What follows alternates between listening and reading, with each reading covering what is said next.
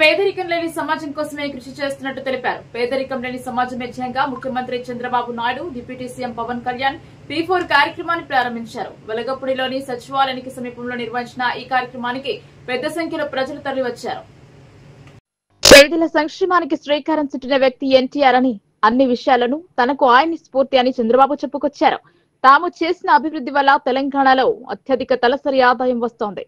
అమరావతిని గొప్ప నగరంగా తీర్చిదిద్దుతామన్నారు.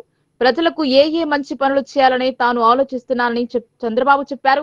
ప్రతి కుటుంబానికి విజన్ డాక్యుమెంట్ తయారు చేద్దామని చంద్రబాబు పిలుపునిచ్చారు.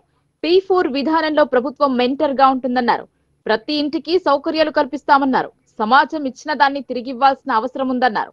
P4 విధానం సమాజంలో గేమ్ చేంజర్ అవుతోందని చంద్రబాబు తెలిపారు. 2047 నాటికి తెలుగు జాతి ప్రపంచంలోనే నెంబర్ 1 కావాలని చంద్రబాబు ఆకాంక్షించారు.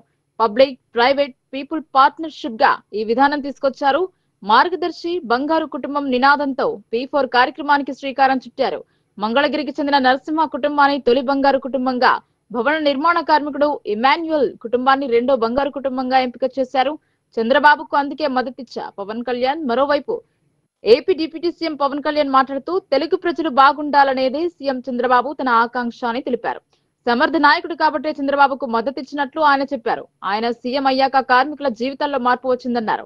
చంద్రబాబు సారథ్యంలో మన రాష్ట్రం స్వర్ణాంధ్రగా మారుతుందన్నారు. చంద్రబాబు నేతృత్వంలో ఏపీ అభివృద్ధి పథంలో కొనసాగుతుందన్నారు.